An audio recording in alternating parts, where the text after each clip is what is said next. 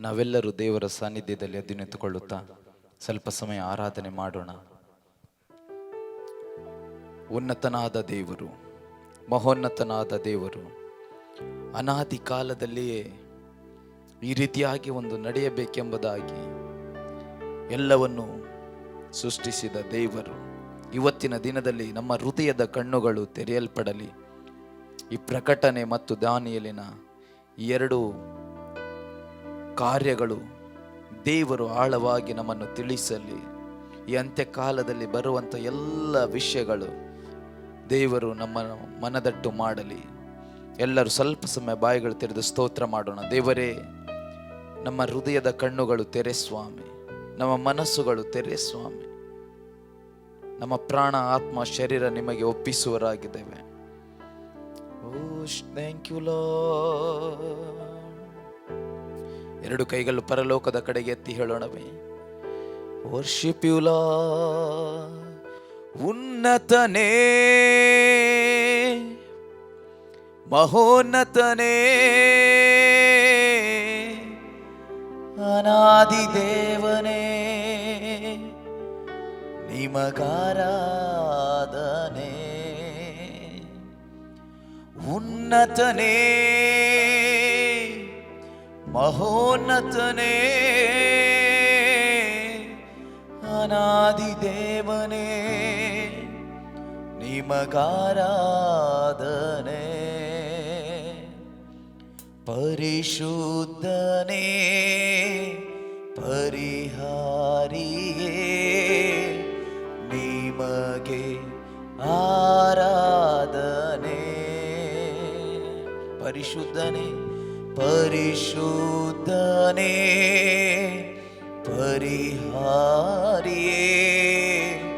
ನಿಮಗೆ ಆರಾಧನೆ.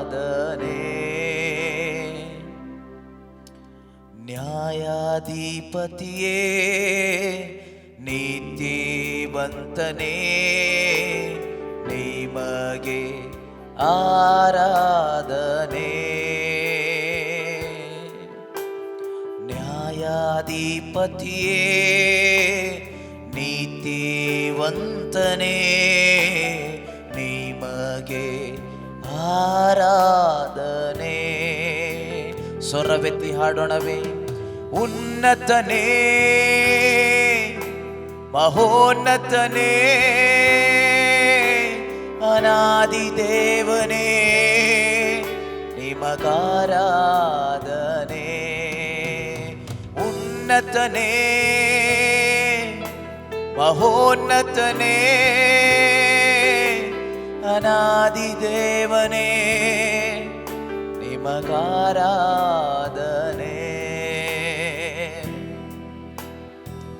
ನಮ್ಮ ಕಣ್ಣುಗಳನ್ನು ತೆರೆಯ ಮಾಡು, ನಮ್ಮ ಕಿವಿಗಳನ್ನು ಸ್ಪರ್ಶಿಸು, ನಮ್ಮ ಮನಸ್ಸನ್ನು ಸ್ಪರ್ಶಿಸು, ತಿಳಿಯದ ಗೂಢಾರ್ಥಗಳನ್ನು ತಿಳಿಸು ಸ್ವಾಮಿ. ನಿನ್ನ ದೈವ ಸಾನ್ನಿಧ್ಯ ನಮ್ಮನ್ನು ತುಂಬಿಕೊಳ್ಳಲಿ ಸ್ವಾಮಿ. ಇರುವ ದೇವರೇ, ಬರುವ ದೇವರೇ, ನಿನ್ನ ಬರುವಿಕೆಯ ಬಗ್ಗೆ ನಮ್ಮನ್ನು ತಿಳಿಸು ಸ್ವಾಮಿ.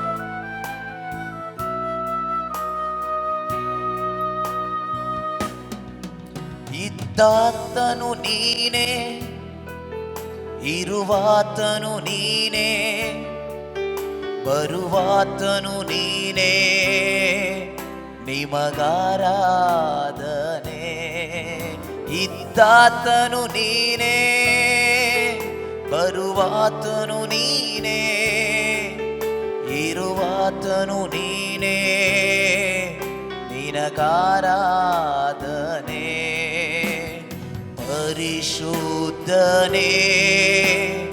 ಪರಿಹಾರಿಯೇ, ನಿಮಗೆ ಆರಾಧನೆ. ನಿಮ್ಮ ಸ್ವರ ಕೇಳಲ್ಪಡಲಿ. ಪರಿಶುದ್ಧ, ಪರಿಹಾರಿಯೇ, ನಿಮಗೆ ಆರಾಧನೆ. ನ್ಯಾಯಾಧಿಪತಿಯೇ, ನ್ಯಾಯಾಧಿಪತಿಯೇ, ನೀತಿವಂತನೇ, ಆರಾಧನೆ. ಪ್ರಾರ್ಥನೆಯ ಹೃದಯವನ್ನು ನೀಡು ದೇವರೇ, ಆರಾಧನೆಯ ಹೃದಯವನ್ನು ನೀಡು ದೇವರೇ, ನಿನ್ನ ವಾಕ್ಯವನ್ನು ಕೇಳುವ ಹೃದಯವನ್ನು ನೀಡು ದೇವರೇ. ಶಗದರಲ ಬರಕತರಲ, ಈ ವಾತಾವರಣದಲ್ಲಿ ನಿನ್ನ ಮಹಿಮೆಯ ಬಿರುಗಾಳಿ ಬೀಸಲಿ ಕರ್ತನೆ.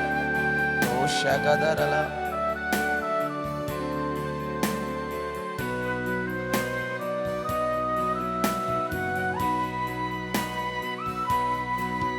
ನನ್ನ ರೂಪಿಸಿದವನೇ, ನನ್ನ ಸೃಷ್ಟಿಸಿದವನೇ, ನನ್ನ ಸ್ಥಾಪಿಸಿದವನೇ, ನಿನಗಾರಾಧನೆ. ನನ್ನ ರೂಪಿಸಿದವನೇ, ನನ್ನ ಸೃಷ್ಟಿಸಿದವನೇ, ನನ್ನ ಸ್ಥಾಪಿಸಿದವನೇ, ನಿಮಗಾರಾಧನೆ. ಪರಿಶುದ್ಧನೇ, ಪರಿಹಾರಿಯೇ ನಿಮಗೆ. ಯಾವ ಸ್ಥಳದಲ್ಲಿದೆಯೋ ಅದೇ ಸ್ಥಳದಲ್ಲಿ ಕೈಗಳ ಮೇಲೆತ್ತಿ ಬಾಯಿ ತೆರೆದೂತ, ಪರಿಶುದ್ಧನೇ, ಪರಿಹಾರಿಯೇ ನಿಮಗೆ ಆರಾಧನೆ. ನ್ಯಾಯಾಧಿಪತಿಯೇ, ನೀತಿವಂತನೇ, ನಿಮಗೆ ಆರಾಧನೆ. ನ್ಯಾಯಾಧಿಪತಿಯೇ, ನೀತಿವಂತನೇ, ನಿಮಗೆ ಆರಾಧನೆ. ವಾಕ್ಯವನ್ನು ಗ್ರಹಿಸುವ ಹೃದಯವನ್ನು ನೀಡಿದೆವರೇ, ಒಡಕಿನಲ್ಲಿ ಪ್ರಾರ್ಥಿಸುವ ಹೃದಯವನ್ನು ನೀಡಿದೆವು. ಈ ನಡೆಯುವ 8 ದಿನಗಳ ಕಾಲದ ಕರ್ತನೆ, ಈ ದೈವ ಸಂದೇಶದಲ್ಲಿ ನಿನ್ನ ಅಭಿಷೇಕವು ಚಲಿಸಲಿ ರಾಜ. ನೋಡುವ ಕೇಳುವ ಜನರ ಹೃದಯದ ಕಣ್ಣುಗಳು ತೆರೆಯಲ್ಪಡಲಿ ಯೇಸುವೇ.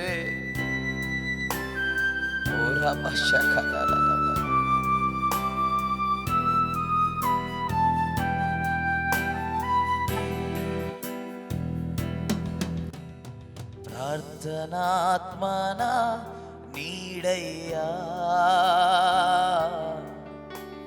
ಪ್ರಾರ್ಥನೆ ಮಾಡಬೇಕು. ಪ್ರಾರ್ಥನಾತ್ಮನ ನೀಡಯ್ಯ, ಪ್ರಾರ್ಥನೆ ಮಾಡಬೇಕು. ಸುಖ ತೋರೆದು ಉಪವಾಸದಿ, ಸುಖ ತೋರೆದು ಉಪವಾಸದಿ, ಪ್ರಾರ್ಥನೆಯಲ್ಲಿ ನಾನಿಲ್ಲಬೇಕು. ಪ್ರಾರ್ಥನೆಯಲ್ಲಿ ನಾನಿಲ್ಲಬೇಕು. ಪ್ರಾರ್ಥನಾತ್ಮನ ನೀಡಯ್ಯ, ಪ್ರಾರ್ಥನೆ ಮಾಡಬೇಕು ಯೇಸುವೇ.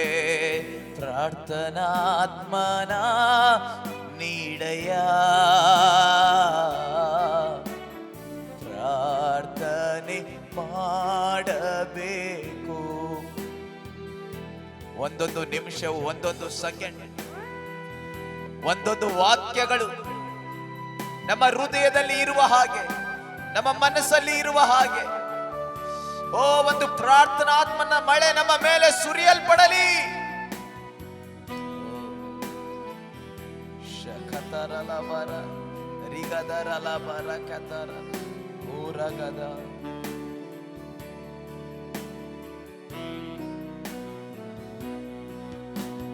ದೇಶಕ್ಕಾಗಿ ಗೋಳಾಡಿ, ದೇಶಕ್ಕಾಗಿ ದೇಶಕ್ಕಾಗಿ ಗೋಳಾಡಿ ಓಡಕ್ಕಿನಲ್ಲಿ ನಾನಿಲ್ಲಬೇಕು, ಓಡಕ್ಕಿನಲ್ಲಿ ನಾನಿಲ್ಲಬೇಕು. ಪ್ರಾರ್ಥನಾತ್ಮನ ನೀಡಯ್ಯ, ಪ್ರಾರ್ಥನೆ ಮಾಡಬೇಕು. ಪ್ರಾರ್ಥನಾತ್ಮನ ನೀಡಯ್ಯ, ಪ್ರಾರ್ಥನೆ ಮಾಡಬೇಕು. ಸಭೆಗಾಗಿ ಗೋಳಾಡಿ, ಸಭೆಗಾಗಿ ಗೋಳಾಡಿ ಓಡಕಿನಲ್ಲಿ ನಾನಿಲ್ಲಬೇಕು, ಓಡಕಿನಲ್ಲಿ ನಾನಿಲ್ಲಬೇಕು. ಪ್ರಾರ್ಥನಾತ್ಮನ ನೀಡಯ್ಯ, ಪ್ರಾರ್ಥನೆ ಮಾಡಬೇಕು. ಪ್ರಾರ್ಥಿಸಲು ಜನರಿಲ್ಲಯ್ಯ, ಓಡಕಿನಲ್ಲಿ ನಿಲ್ಲದಂತೆ. ಪ್ರಾರ್ಥಿಸಲು ಜನರಿಲ್ಲಯ್ಯ, ಓಡಕಿನಲ್ಲಿ ನಿಲ್ಲದಂತೆ. ಪ್ರಾರ್ಥನೆ ನನ್ನುಸಿರಾಗಲಿ, ಪ್ರಾರ್ಥನೆ ನನ್ನ ಜೀವವಾಗಲಿ, ಪ್ರಾರ್ಥನೆ ನನ್ನುಸಿರಾಗಲಿ, ಪ್ರಾರ್ಥನೆ ನನ್ನ ಜೀವವಾಗಲಿ. ಬರೀ ಹಾಡಾಗಿ ಇರದೆ ದೇವರೇ ನಿನ್ನ ಪ್ರಕಟಣೆಯನ್ನು ತಿಳಿಸಿ, ನಿನ್ನ ರಹಸ್ಯಗಳನ್ನು ತಿಳಿಸಿ. ನಿನ್ನ ಕಷ್ಟದ ದಿನಗಳಲ್ಲಿ, ಬರುವ ಕಷ್ಟದ ದಿನಗಳಲ್ಲಿ ನಿನ್ನೊಂದಿಗೆ ಹೇಗೆ ಕಳೆಯಬೇಕು, ದಾನಿಯೇಲನ ಹಾಗೆ ನಿನ್ನೊಂದಿಗೆ ಇರುವಂತಹ ಆ ಪ್ರಕಟಣೆಗಳು ಇವತ್ತು ಬಂದಿರುವ ಸ್ವಾಮಿ. ಪೌಲ್ ಪಾಸ್ಟರ್ ಮೂಲಕವಾಗಿ ಒಂದು ದೊಡ್ಡ ಮಹಿಮೆಯ ಸಾನ್ನಿಧ್ಯ ನಮ್ಮನ್ನು ತುಂಬಿಕೊಳ್ಳಲಿ. ಎಲ್ಲ ಪ್ರಕಟಣೆಗಳು ನಮಗೆ ಸಿಗಲಿ ದೇವರೇ.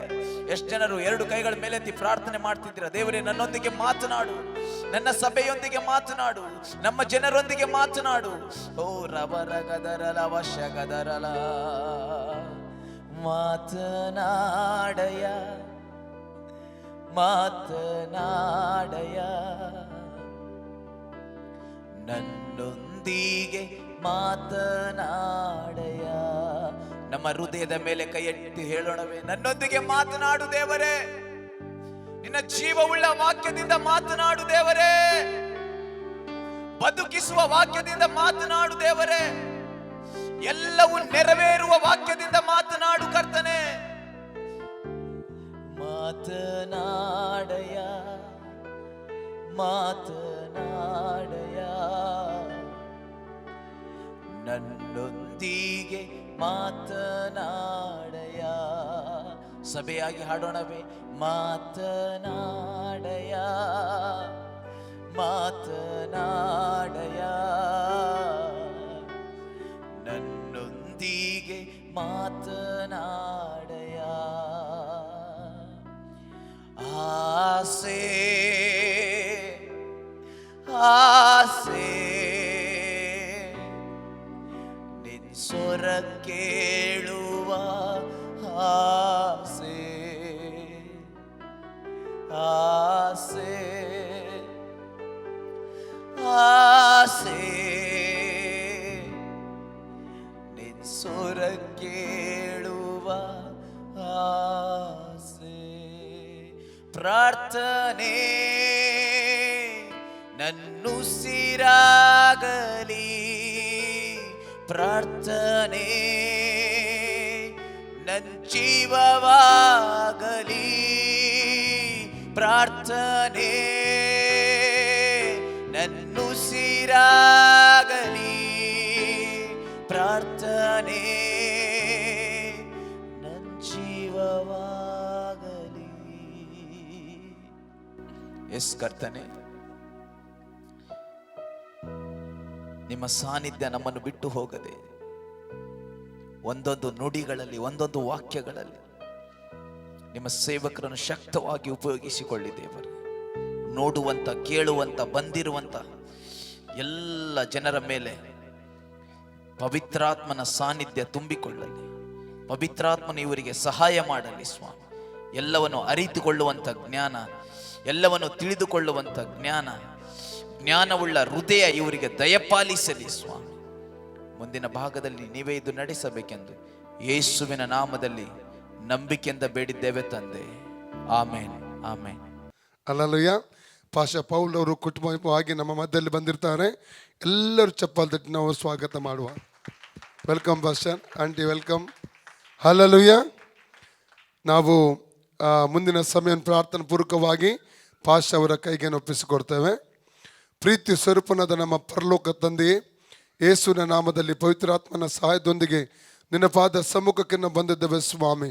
ಈ ಒಳ್ಳೆಯ ಸಮಯಕ್ಕಾಗಿ ನಿನ್ನನ್ನು ನಾವು ಸ್ತುತಿಸಿ ಕೊಂಡಾಡ್ತಾ ಇದ್ದೇವೆ ಸ್ವಾಮಿ. ಕರ್ತನೆ, ಪ್ರಕಟಣೆ ಮತ್ತು ದಾನಿಯೇಲ ಪುಸ್ತಕದ ಈ ಅಧ್ಯಯನಕ್ಕೋಸ್ಕರವಾಗಿ ವಂದನೆ ಹೇಳ್ತಾ ಇದ್ದೇವೆ ಸ್ವಾಮಿ. ಕರ್ತನೆ, ಅಂತ್ಯಕಾಲದಲ್ಲಿ ನಡೀಲಿಕ್ಕಿರುವಂಥ ಘಟನೆಗಳ ಕುರಿತಾಗಿ ನೀನು ಪ್ರಕಟ ಮಾಡಲಿಕ್ಕೆ ಹೋಗ್ತಿರುವುದಕ್ಕಾಗಿ ಸ್ತೋತ್ರ. ನಿನ್ನ ಬರೋಣದ ಬಗ್ಗೆ ನೀನು ಕರ್ತನೆ ಅನೇಕ ವಿಷಯಗಳನ್ನು ಕರ್ತನೆ ಜನರಿಗೆ ವಾಕ್ಯದ ಮೂಲಕ ತಿಳಿಯಪಡಿಸ್ಲಿಕ್ಕೆ ಹೋಗ್ತಿರುವುದಕ್ಕಾಗಿ ನಿನಗೆ ನಾವು ವಂದನೆ ಹೇಳ್ತಾ ಇದ್ದೇವೆ ಸ್ವಾಮಿ. ಸೇವಕರನ್ನು ಶಕ್ತವಾಗಿ ಉಪಯೋಗ ಮಾಡು. ಒಂದೊಂದು ವಾಕ್ಯಗಳು ಕೇಳುವಾಗ ಕೇಳು ಹೃದಯದಲ್ಲಿ ಕರ್ತನೆ ಅವತ್ತು ಆ ಪುಸ್ತಕ 37-39 ನಡೆದ ಹಾಗೆ ಅಲಗು ನೆಟ್ಟ ಅನುಭವ ಆಗುವ ಹಾಗೆ ಕೃಪೆ ಮಾಡಬೇಕರ್ತನೆ ಕೇಳ್ಕೊಡ್ತೇನೆ ಸ್ವಾಮಿ. ಎಲ್ಲ ಮಾನ ಮಹಿಮೆ ನಿನಗೆ ಸಲ್ಲಿಸುತ್ತೇವೆ ನಮ್ಮ ಮುದ್ದು ರಕ್ಷಕನಾದ ಯೇಸುವಿನ ಸಲ್ಲಿ ತಂದೆ ಆದ ದೇವರೇ, ಆಮೆನ್. ಪ್ರಾರ್ಥನೆ ಮಾಡೋಣ. ನಮ್ಮ ಪರಲೋಕ ತಂದೆಯೇ, ನಿನಗೆ ಸ್ತೋತ್ರ ಅಪ್ಪ. ಕರ್ತನೆ, ಇವತ್ತು ಹಿಡಿದು 8 ದಿನ ನಿನ್ನ ಸನ್ನಿಧಾನದಲ್ಲಿ ಅಪ್ಪ ನಿನ್ನನ್ನು ಸ್ತುತಿಸುವಂತೆ, ಹಾಡುವಂತೆ, ನಿನ್ನನ್ನು ಕೊಂಡಾಡುವಂತೆ, ನಿನ್ನ ವಾಕ್ಯವನ್ನು ಅದರಲ್ಲಿಯೂ ಪ್ರಕಟಣೆಯ ಪುಸ್ತಕದ ವಾಕ್ಯವನ್ನು ಧ್ಯಾನಿಸುವಂತೆ ನಿನ್ನ ನಮಗೆ ಸಹಾಯ ಮಾಡಿದಿ. ನಿನಗೆ ಸ್ತೋತ್ರ ಅಪ್ಪ. ಇಲ್ಲಿ ತನಕ ನಮ್ಮ ಹಾಡುಗಳ ಮಧ್ಯದಲ್ಲಿ ನೀನು ವಾಸ ಮಾಡಿದಿ. ನಿನಗೆ ಸ್ತೋತ್ರ. ಭೂಮಿ ಆಕಾಶವನ್ನು ಸೃಷ್ಟಿ ಮಾಡಿದಂಥ ದೇವರು ನೀನು. ನಾವಂತೂ ಮಣ್ಣಾಗಿದ್ದೇವಪ್ಪ. ಆದರೂ ನಮ್ಮ ಸ್ತುತಿಯ ಮಧ್ಯದಲ್ಲಿ ನೀನು ವಾಸ ಮಾಡ್ತೀಯಲ್ಲ, ನಾವು ಧನ್ಯರು ಕರ್ತನೆ. ಜೀವಿಸುವಂಥ, ಸೃಷ್ಟಿ ಮಾಡಿದಂಥ ದೇವರನ್ನು ಆರಾಧನೆ ಮಾಡುವಂಥ ನಾವು ಧನ್ಯರು. ಇಂಥ ಭಾಗ್ಯ ಯೇಸು ನಿನ್ನ ರಕ್ತದಿಂದ ನಮಗೆ ಕೊಟ್ಟಿದೆಯಪ್ಪ. ಇಲ್ಲಿ ತನಕ ನಮ್ಮ ಸ್ತುತಿಯ ಮಧ್ಯದಲ್ಲಿ ನೀನು ವಾಸ ಮಾಡಿದಿ ಕರ್ತನೆ. ಈಗ ನಾವು ನಿನ್ನ ವಾಕ್ಯ ಧ್ಯಾನ ಮಾಡಲಿಕ್ಕೆ ಹೋಗ್ತೇವಪ್ಪ. ನೀನು ಮಾತಾಡು, ನಾನು ಕೇಳ್ತೇನೆ, ನಾವು ಕೇಳುತ್ತೇವೆ ಕರ್ತನೆ. ನಿನ್ನ ವಾಕ್ಯದ ಆಶೀರ್ವಾದ ನಮಗೆ ಕೊಡು. ಯೇಸು ಕ್ರಿಸ್ತನ ಹೆಸರಿನಲ್ಲಿ ಪ್ರಾರ್ಥಿಸುತ್ತೇವೆ ಪರಲೋಕ ತಂದೆಯೇ, ಆಮೇನ್, ಆಮೇನ್. ಹಲ್ಲೆಲೂಯಾ. ಓಕೆ, ಇವತ್ತು ಹಿಡಿದು 8 ದಿನ ನಾವು ಪ್ರಕಟಣೆ ಮತ್ತು ದಾನಿಯೇಲ್ ಪುಸ್ತಕದ ವಿಷಯವಾಗಿ ಧ್ಯಾನ ಮಾಡಲಿಕ್ಕೆ ಇರ್ತೇವೆ. ಮೊದಲನೇ 6 ದಿನ ನಾವು ಪ್ರಕಟಣೆ ಪುಸ್ತಕವನ್ನು ಧ್ಯಾನ ಮಾಡಲಿಕ್ಕೆ ಇರ್ತೇವೆ. ಆಮೇಲೆ ನಾವು ಲಾಸ್ಟ್ 2 ದಿನ ದಾನಿಯೇಲ್ ಪುಸ್ತಕ ಮಾಡಲಿಕ್ಕೆ ಇರ್ತೇವೆ. ಈಗ ನಾವು ಪ್ರಕಟಣೆಯ ಪುಸ್ತಕವನ್ನು ಧ್ಯಾನ ಮಾಡಲಿಕ್ಕೆ ಮುಂದೆ ಹೋಗೋಣ. ಪ್ರಕಟಣೆ ಅಂದರೆ ಬೈಬಲ್ನಲ್ಲಿ ಲಾಸ್ಟ್ ಪುಸ್ತಕ. ಅದರಲ್ಲಿ ಏನು ಬರೆದಿದೆ, ಜಗತ್ತಿನಲ್ಲಿ ಮುಂದೆ ಏನಾಗಲಿಕ್ಕಿದೆ. ಚೆನ್ನಾಗಿ ಗಮನಿಸಬೇಕು. ಆದಾಮ್ ಹವ್ವದಿಂದ ಇವತ್ತು ತನಕ ಆಗಿದಂಥ ಘಟನೆ ನಮಗೆ ಗೊತ್ತಿದೆ. ಆದರೆ ಮುಂದೆ ಏನಾಗಲಿಕ್ಕಿದೆ, ಈ ಒಂದು ಘಟನೆ ಸಂಭವಗಳು ಕೇವಲ ಬೈಬಲ್ನಲ್ಲಿ ಮಾತ್ರ ಬರೆದಿದೆ. ಜಗತ್ತಿನಲ್ಲಿ ಮುಂದೆ ಏನಾಗಲಿಕ್ಕಿದೆ, ಜಗತ್ತಿನ ಅಂತ್ಯ ಏನಾಗಲಿಕ್ಕಿದೆ, ಮನುಷ್ಯರು ಸತ್ತ ಮೇಲೆ ಎಲ್ಲಿ ಹೋಗುತ್ತಾರೆ, ಎಲ್ಲಿ ಹೋಗಬೇಕು, ಇದು ಎಲ್ಲ ಕೇವಲ ಬೈಬಲ್ನಲ್ಲಿ ಮಾತ್ರ ಬರೆದಿದೆ. ಮುಂದೆ ಆಗುವಂಥ ಘಟನೆ ಬೈಬಲ್ನಲ್ಲಿ ಮಾತ್ರ ಬರೆದಿದೆ. ಅದರಲ್ಲಿ ಪ್ರಕಟಣೆಯ ಪುಸ್ತಕದಲ್ಲಿಯೇ ಇನ್ನು ಮುಂದೆ ಆಗಲಿಕ್ಕಿರುವಂಥ ಸಂಭವ ಬರೆದಿದೆ. ಓಕೆ, ಇನ್ನು ಮುಂದೆ ಆಗಲಿಕ್ಕಿರುವಂಥ ಮೊದಲನೇ ಸಂಭವ, ಯೇಸು ಬರಲಿಕ್ಕಿದ್ದಾನೆ. ಆಮೇಲೆ ಈಗ ನಾನು ನಿಮ್ಮ ಕಡೆ ಕೇಳುವಾಗ ನೀವು ನನಗೆ ಜೋರಾಗಿ ಉತ್ತರ ಕೊಡಬೇಕು. ಉತ್ತರ ಕೊಡ್ತೀರಿ? Thank you. ಓಕೆ, ಮುಂದೆ ಆಗಲಿಕ್ಕಿರುವಂಥ ಮೊದಲನೇ ಸಂಭವ, ಯೇಸು ಬರಲಿಕ್ಕಿದ್ದಾನೆ. ಆಮೇಲೆ ಓಕೆ, ಯೇಸು ಈಗ ಬಂದರೆ ಏನಾಗುತ್ತದೆ, ಮುಂದೆ ಏನಾಗುತ್ತದೆ, ಇದನ್ನು ನಾವು ಧ್ಯಾನಿಸೋದಕ್ಕಾಗಿ ಪ್ರಕಟಣೆಯ ಪುಸ್ತಕವನ್ನು ಒಂದು ಚಾರ್ಟ್ ಮಾಡಿದ್ದೇವೆ, ಮುಂದೆ ಆಗಲಿಕ್ಕಿರುವಂಥ ಸಂಭವಗಳನ್ನು ನೋಡುವುದಕ್ಕಾಗಿ. ಆ ಚಾರ್ಟ್ ಈಗ ನಾವು ನೋಡೋಣ. ಓಕೆ, ಮುಂದೆ ಆಗಲಿಕ್ಕಿರುವಂಥ ಸಂಭವಗಳನ್ನು ಒಂದು ಚಾರ್ಟ್ ಆಗಿ ಮಾಡಿರ್ತೇವೆ. ಇದರಲ್ಲಿ ಮೇಲೆ ಬರೆದಿರುವುದನ್ನು ನಾವೆಲ್ಲರೂ ಕೂಡಿ ಈಗ ಓದಬೇಕು. ಮೇಲೆ ಏನು ಬರೆದೆ ಎಲ್ಲರೂ ಕೂಡಿ ಓದೋಣ. 7 ವರ್ಷ ಕ್ರಿಸ್ತ ವಿರೋಧಿಯ ಉಪದ್ರವ ಕಾಲ.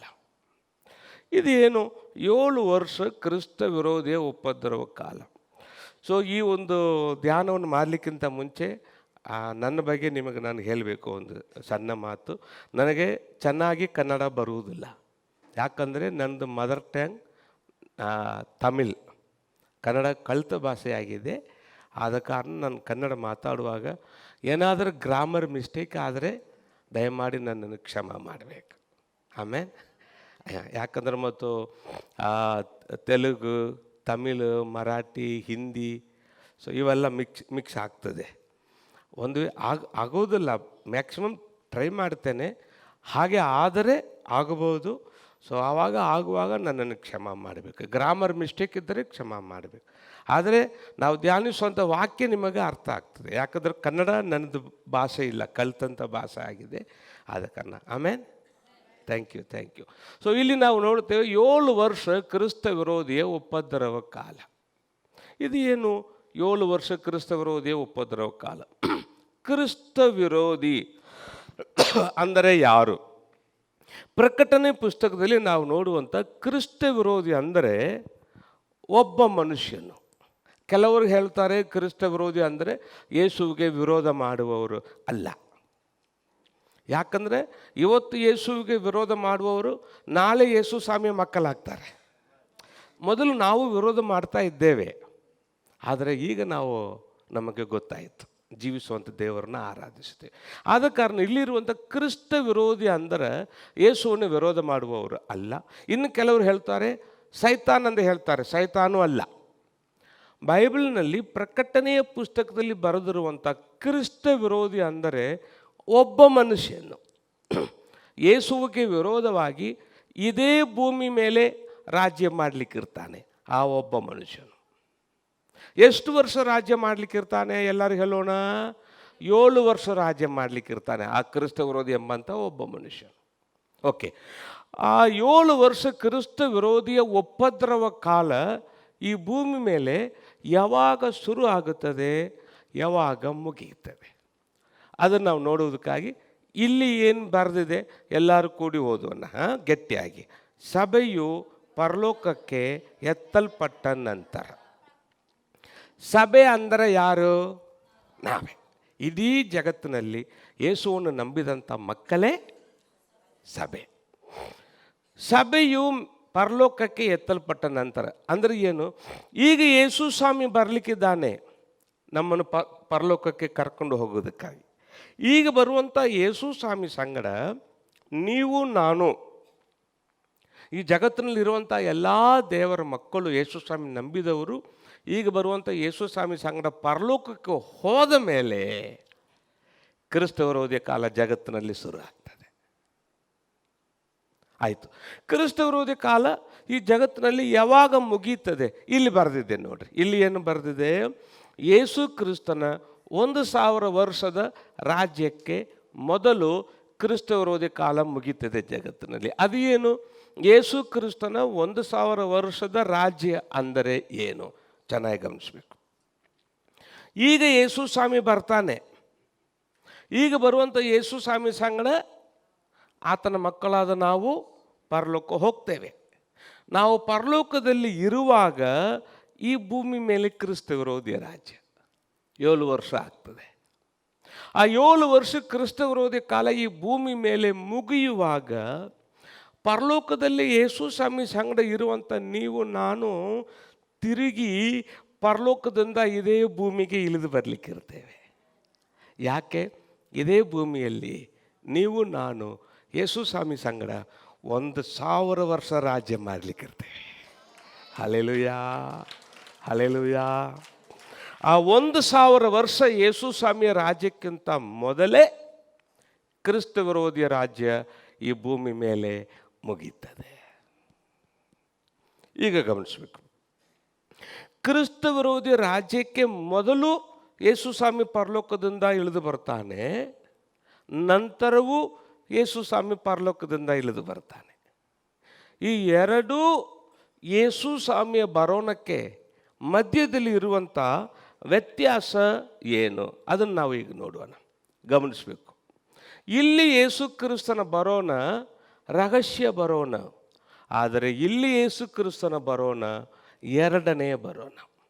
ಅಂದರೆ ಕ್ರಿಸ್ತ ವಿರೋಧಿ ಕಾಲಕ್ಕೆ ಮೊದಲು ಯೇಸು ಕ್ರಿಸ್ತನ ಬರೋಣ ರಹಸ್ಯ ಬರೋಣ, ಕ್ರಿಸ್ತ ವಿರೋಧಿ ಕಾಲ ನಂತರ ಯೇಸು ಕ್ರಿಸ್ತನ ಬರೋಣ ಎರಡನೇ ಬರೋಣ. ಇಲ್ಲಿ ಯಾಕೆ ರಹಸ್ಯ ಬರೋಣ, ಇಲ್ಲಿ ಯಾಕೆ ಎರಡನೇ ಬರೋಣ ಗಮನಿಸಬೇಕು. ಇಲ್ಲಿ ಯೇಸು ಸ್ವಾಮಿ ಬರಲಿಕ್ಕಿದ್ದಾನೆ. ಎದಕ್ಕಾಗಿ ಬರಲಿಕ್ಕಿದ್ದಾನೆ ಹೇಳಿ? ನಮ್ಮನ್ನು ಕರ್ಕೊಂಡು ಹೋಗಲಿಕ್ಕೆ. ಯಾವಾಗ ಬರ್ತಾನೆ ಯಾರಿಗೂ ಗೊತ್ತಿಲ್ಲ, ಅದಕ್ಕೆ ರಹಸ್ಯ ಬರೋಣ. ಅದಕ್ಕೆ ಇಲ್ಲಿ ಯೇಸು ಸ್ವಾಮಿಯ ಬರೋಣ ರಹಸ್ಯ ಬರೋಣ, ಯಾರಿಗೂ ಗೊತ್ತಿಲ್ಲ ಯಾವಾಗ ಬರ್ತಾನಂತೆ ನಮ್ಮನ್ನು ಕರ್ಕೊಂಡು ಹೋಗೋದಕ್ಕಾಗಿ. ಆದರೆ ಇಲ್ಲಿ ಯಾಕೆ ಎರಡನೇ ಬರೋಣ? ಇಲ್ಲಿ ಯೇಸು ಸ್ವಾಮಿ ಬರುವಾಗ ಇದೇ ಭೂಮಿ ಮೇಲೆ ಉಳಿಲಿಕ್ಕಿದ್ದಾನೆ. ಎಷ್ಟು ವರ್ಷ ಉಳಿಲಿಕ್ಕಿದ್ದಾನೆ? 1,000 ವರ್ಷ. ಇಲ್ಲಿ ಯೇಸು ಕ್ರಿಸ್ತನ್ ಬರುವಾಗ ಈ ಭೂಮಿ ಮೇಲೆ ಉಳಿಯುವುದಿಲ್ಲ. ಇಲ್ಲಿ ಯೇಸು ಕ್ರಿಸ್ತನ್ ಬರುವಾಗ ಮಧ್ಯ ಆಕಾಶ ತನಕ ಬರ್ತಾನೆ. ಮಧ್ಯ ಆಕಾಶದಿಂದ ದೇವದೂತರನ್ನು ಭೂಮಿಯ 4 ದಿಕ್ಕಕ್ಕೂ ಕಲಿಸ್ತಾನೆ. ದೇವರಿಂದ ಆರಿಸಲ್ಪಟ್ಟಂಥ ನಮ್ಮ ಶರೀರ ಬದಲಾಗುತ್ತದೆ. ದೇವದೂತರು ನಮ್ಮನ್ನು ಈ ಭೂಮಿಯಿಂದ ಮಧ್ಯ ಆಕಾಶ ತನಕ ಯೇಸು ತನಕ ಎತ್ಕೊಂಡು ಹೋಗ್ತಾರೆ. ಬದಲಾದಂಥ ನಮ್ಮನ್ನು ಎತ್ಕೊಂಡು ಹೋಗ್ತಾರೆ. ಮತ್ತು ಮಧ್ಯ ಆಕಾಶದ ನಂತರ ನೀವು ನಾನು ಯೇಸು ಸ್ವಾಮಿ ಸಂಗಡ ಮೇಘದ ಮೇಲೆ ಕೂತ್ಕೊಂಡು ಪರಲೋಕ ಹೋಗ್ತೇವೆ. ಇಲ್ಲಿ ಅಂದರೆ ಇಲ್ಲಿ ಯೇಸು ಸ್ವಾಮಿ ಬರುವಾಗ ಈ ಭೂಮಿ ಮೇಲೆ ಬಂದು ಉಳಿಯುವುದಿಲ್ಲ, ಮಧ್ಯ ಆಕಾಶ ತನಕ ಬರ್ತಾನೆ, ಅಲ್ಲಿಂದ ಅಲ್ಲಿ ವಾಪಸ್ ಹೋಗ್ತಾನೆ. ಆದರೆ ಇಲ್ಲಿ ಯೇಸು ಕ್ರಿಸ್ತನ್ ಬರುವಾಗ ವಾಪಸ್ ಹೋಗುವುದಿಲ್ಲ, ಇದೇ ಭೂಮಿ ಮೇಲೇ ಉಳಿಲಿಕ್ಕಿದ್ದಾನೆ. ಎಷ್ಟು ವರ್ಷ? 1,000 ವರ್ಷ. Thank you. ಹೀಗೆ ಕೊನೆ ತನಕ ನನಗೆ ಚೆನ್ನಾಗಿ ಉತ್ತರ ಕೊಡಬೇಕು. ಆಯಿತು, ಈಗ ಹೇಳಿ, ಈ ಭೂಮಿ ಮೇಲೆ ಉಳಿಯುವುದಕ್ಕಾಗಿ ಬರಲಿಕ್ಕಿರುವಂಥ ಯೇಸು ಕ್ರಿಸ್ತನ ಬರೋಣ ಇದು ಎರಡನೇ ಬರೋಣವಾಗಿ ಇರುವುದಾದರೆ, ಭೂಮಿ ಮೇಲೆ ಉಳಿಯುವುದಕ್ಕಾಗಿ ಬರುವ ಯೇಸು ಸ್ವಾಮಿಯ ಬರೋಣ ಇಲ್ಲಿ ಎರಡನೇ ಬರೋಣವಾಗಿರುವುದಾದರೆ, ಇದಕ್ಕಿಂತ ಮುಂಚೆಯೇ ಯೇಸು ಸ್ವಾಮಿ ಈ ಭೂಮಿ ಮೇಲೆ ಬಂದು 1 ಸಾರಿ ಉಳಿದಿದ್ದಾನೆ. ಆತನ ಮೊದಲನೇ ಬರೋಣ, ಈ ಭೂಮಿ ಮೇಲೆ ಉಳಿದಂಥ ಮೊದಲನೇ ಬರೋಣ ಆಲ್ರೆಡಿ ಆಗಿ ಹೋಗಿದೆ 1 ಸಾರಿ. ಯಾವಾಗ ಹುಟ್ಟಿದಾನಲ್ಲ, ಮನುಷ್ಯನಾಗಿ ಹುಟ್ಟಿದಾನಲ್ಲ, ಅದೇ ಫಸ್ಟ್ ಯೇಸು ಸ್ವಾಮಿ ಈ ಭೂಮಿ ಮೇಲೆ ಬಂದು ಉಳಿದದ್ದು. ಎಷ್ಟು ವರ್ಷ ಉಳಿದಿದ್ದನು ಆವಾಗ? 33.5 ವರ್ಷ ಉಳಿದಿದ್ದನು. ಎಷ್ಟು ವರ್ಷದ ಹಿಂದೆ? ಹೆಚ್ಚು ಕಡಿಮೆ 2020 ವರ್ಷದ ಮುಂದೆ ಯೇಸು ಸ್ವಾಮಿ ಈ ಭೂಮಿ ಮೇಲೆ ಬಂದು 1 ಸಾರಿ ಉಳಿದಿದ್ದಾನೆ. 33.5 ವರ್ಷ ಉಳಿದಿದ್ದಾನೆ. ಅದೇ ಯೇಸು ಸ್ವಾಮಿ ಭೂಮಿಯ ಮೇಲೆ ಉಳಿದಂಥ ಮೊದಲನೇ ಬರೋಣ. ಅದಾದ ಮೇಲೆ ಯೇಸು ಸ್ವಾಮಿ ಭೂಮಿ ಮೇಲೆ ಉಳಿಯುವುದಕ್ಕಾಗಿ ಬರುವಂಥ ಎರಡನೇ ಬರೋಣ ಇಲ್ಲಿ ಇದೆ. ಇಲ್ಲಿ ಬರುವಾಗ ಯೇಸು ಸ್ವಾಮಿ ಭೂಮಿ ಮೇಲೆ ಉಳಿಯುವುದಿಲ್ಲ, ಅದಕ್ಕೆ ಯೇಸು ಸ್ವಾಮಿ ಭೂಮಿ ಮೇಲೆ ಉಳಿಯುವುದಕ್ಕಾಗಿ ಬರುವಂಥ ಎರಡನೇ ಬರೋಣ ಇಲ್ಲಿ ಇದೆ. ಇದು ರಹಸ್ಯ ಬರೋಣ, ಇದು ಎರಡನೇ ಬರೋಣ. ಈ ರಹಸ್ಯ ಬರೋಣ ಎರಡನೇ ಬರೋಣ ಎರಡಕ್ಕೂ ಮಧ್ಯದಲ್ಲಿರುವಂಥ ವ್ಯತ್ಯಾಸ ಇನ್ನೂ ನಿಮಗೆ ಹೇಳ್ತೇನೆ, ಗಮನಿಸಬೇಕು. ಯೇಸು ಸ್ವಾಮಿಯ ರಹಸ್ಯ ಬರೋಣದಲ್ಲಿ ನಾವು ಈ ಭೂಮಿಯಿಂದ ಪರಲೋಕ ಹೋಗ್ತೇವೆ. ಆದರೆ ಎರಡನೇ ವರ್ಣದಲ್ಲಿ ಪರಲೋಕದಿಂದ ಭೂಮಿಗೆ ಮತ್ತೆ ವಾಪಸ್ ಬರ್ತೇವೆ. ಇಲ್ಲಿ ನಾವು ರಹಸ್ಯ ಬರೋಣದಲ್ಲಿ ತಲಗನಿಂದ ಮೇಲೆ ಹೋಗ್ತೇವೆ, ಎರಡನೇ ಬರೋಣದಲ್ಲಿ ಮೇಲೆಯಿಂದ ತಲಗ ಬರ್ತೇವೆ, ಇದೇ ಭೂಮಿಗೆ ಬರ್ತೇವೆ. ಈಗ ನಿಮ್ಮ ಕಡೆ ಕೇಳ್ತೇನೆ, ನೀವು ನನಗೆ ಉತ್ತರ ಕೊಡಬೇಕು, ಯಾಕಂದ್ರೆ ನಿಮಗೆ ಗೊತ್ತಿದೆ, ಅದಕ್ಕೆ ನಾನು ನಿಮ್ಮ ಕಡೆ ಕೇಳ್ತೇನೆ.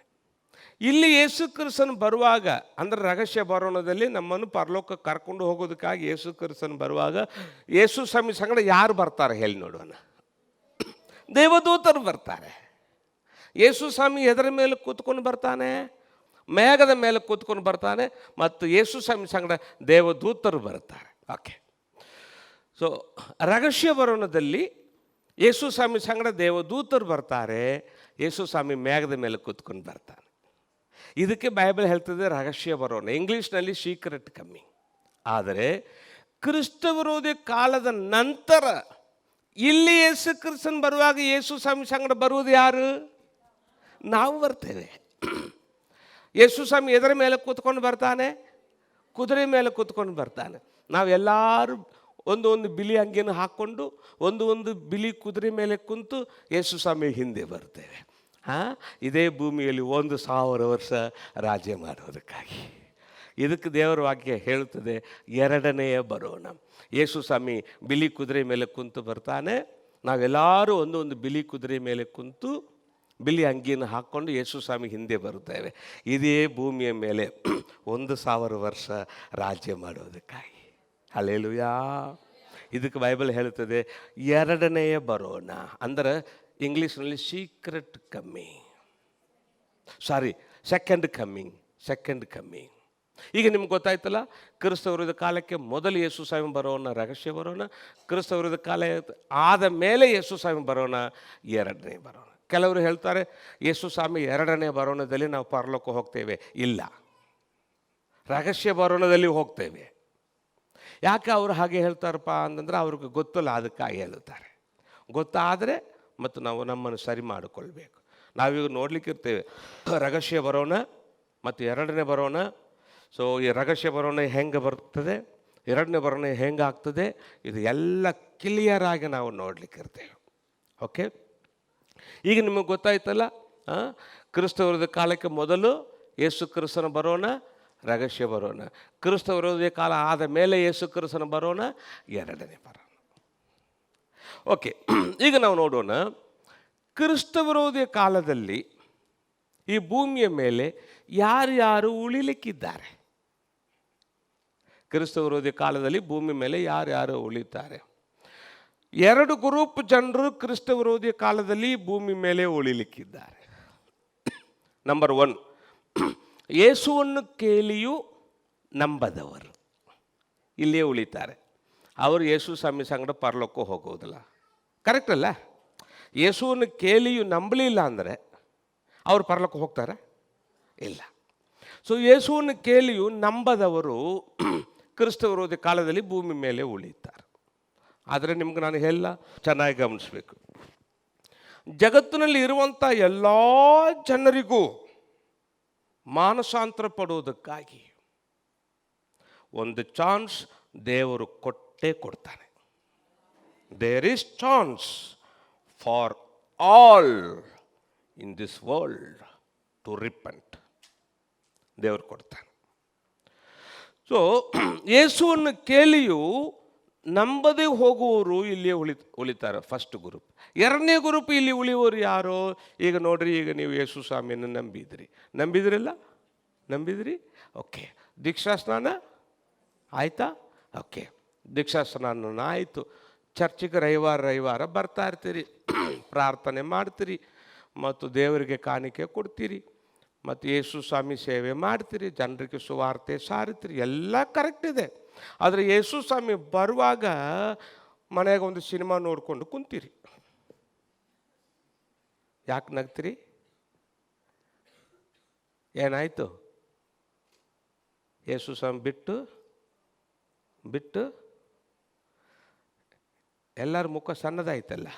ಈಗ ನಿಮ್ಮ ಮನಸ್ಸಲ್ಲಿ ಒಂದು ಡೌಟು, ಏನ್ರಿ ಪಾಸ್ಟರ್, ಸಿನಿಮಾ ನೋಡುವುದು ತಪ್ಪೇನ್ರಿ? ಒಂದು ಉದಾಹರಣೆ, ನಮ್ಮ ಚರ್ಚಿನಲ್ಲಿಯೇ ಯಾಕೆ ಇಡೀ ಜಗತ್ತಿನಲ್ಲಿ ಎಲ್ಲ ಚರ್ಚಿನಲ್ಲಿಯೂ ಫಸ್ಟ್ ಯೇಸು ಸ್ವಾಮಿನ ನಂಬಿ ದೀಕ್ಷಾಸ್ನಾನ ತಗೊಂಡು ಚರ್ಚಿಗೆ ಬರುವಾಗ ಭಾಳ ಆಸಕ್ತಿಯಾಗಿ ಬರ್ತಾರೆ. ಚರ್ಚ್ ಬಿಡುವುದಿಲ್ಲ ಮತ್ತು ಪ್ರಾರ್ಥನೆ ಕರೆಕ್ಟ್ ಮಾಡ್ತಾರೆ, ಬೈಬಲ್ ಓದ್ತಾರೆ, ಪರಿಶುದ್ಧ ಜೀವನ ಮಾಡ್ತಾರೆ, ಎಲ್ಲ ಕರೆಕ್ಟ್ ಇರ್ತದೆ.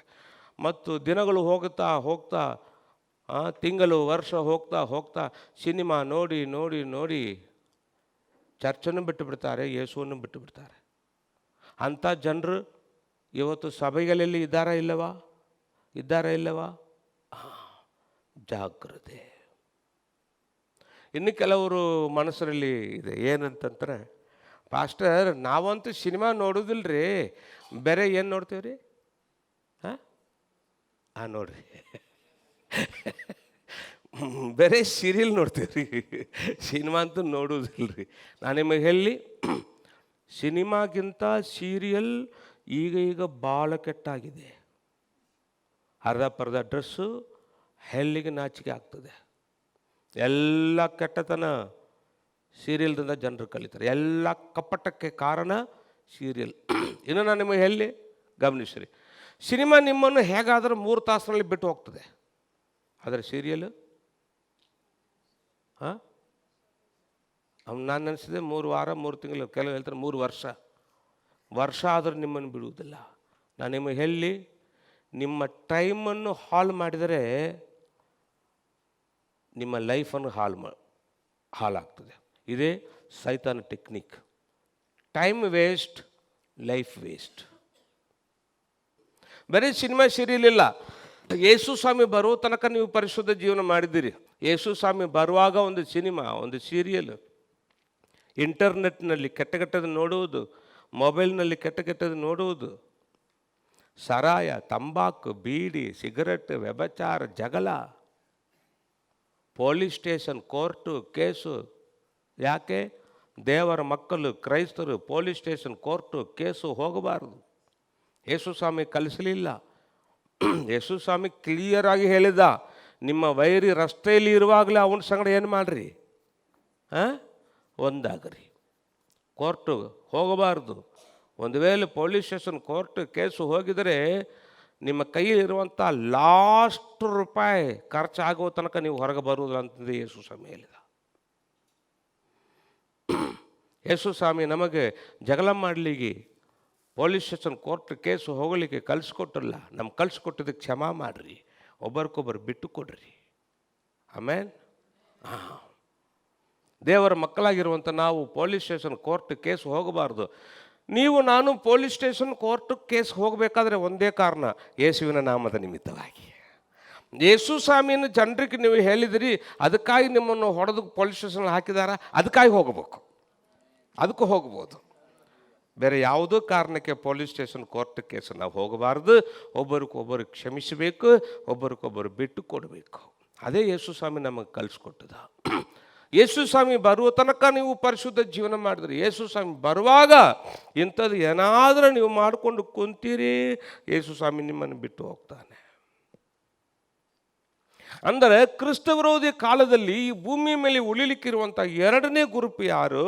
ಯೇಸು ಸ್ವಾಮಿ ಬರುವಾಗ ಹಿಂಜರಿದು ಹೋದಂಥ ವಿಶ್ವಾಸಿಗಳು. ನಾನು ಕ್ರೈಸ್ತರು ಹೇಳಿಲ್ಲ. ಯಾಕಂದರೆ ಇವತ್ತು ಹೆಸರಿಗಾಗಿ ಕ್ರೈಸ್ತರಾಗಿರುವವರು ಇದ್ದಾರೆ.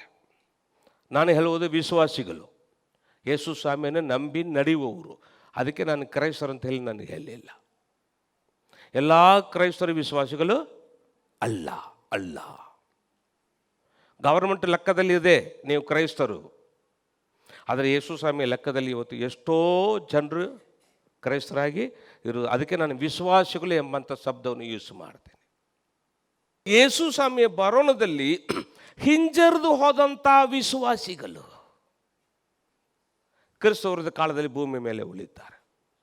ಗಮನಿಸಬೇಕು, ಕ್ರಿಸ್ತ ವಿರೋಧಿ ಕಾಲದಲ್ಲಿ ಭೂಮಿ ಮೇಲೆ ಉಳಿಯುವಂಥ 2 ಗ್ರೂಪ್ ಯಾರು? ನಂಬರ್ 1 ಯೇಸುವನ್ನು ಕೇಳಿಯೂ ನಂಬದವರು. ನಂಬರ್ 2 ಯೇಸು ಸ್ವಾಮಿ ಬರುವಾಗ ಹಿಂಜರಿದು ಹೋದಂಥ ವಿಶ್ವಾಸಿಗಳು. ಈ 2 ಗ್ರೂಪ್ ಕ್ರಿಸ್ತ ವಿರೋಧಿ ಕಾಲದಲ್ಲಿ ಭೂಮಿ ಮೇಲೆ ಉಳಿತಾರೆ. ಪಾಸ್ಟರ್ ನಮಗೆ ಹೇಳ್ರಿ, ಏನು ಕ್ರಿಸ್ತ ವಿರೋಧಿ ಕಾಲದಲ್ಲಿ ಈ ಭೂಮಿ ಮೇಲೆ ಹಂಗೆ ಏನಾಗಲಿಕ್ಕಿದೆ?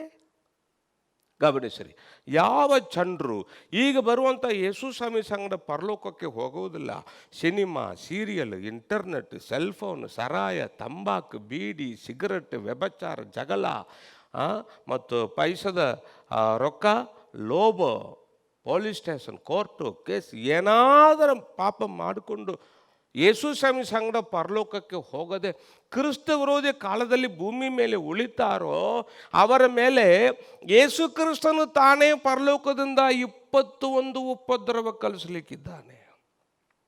ತಿರುಗಿ ಹೇಳುತ್ತೇನೆ, ಯಾವ ಜನರು ಈಗ ಬರುವಂಥ ಯೇಸು ಸ್ವಾಮಿ ಸಂಗಡ ಪರಲೋಕಕ್ಕೆ ಹೋಗುವುದಿಲ್ಲವೋ, ಏನಾದರೂ ಪಾಪ ಮಾಡಿಕೊಂಡು ಕ್ರಿಸ್ತ ವಿರೋಧಿ ಕಾಲದಲ್ಲಿ ಭೂಮಿ ಮೇಲೆ ಉಳಿತಾರೋ ಅವರ ಮೇಲೆ ಯೇಸು ಕ್ರಿಸ್ತನು ತಾನೇ ಪರಲೋಕದಿಂದ 21 ಉಪದ್ರವ ಕಳಿಸಲಿಕ್ಕಿದ್ದಾನೆ.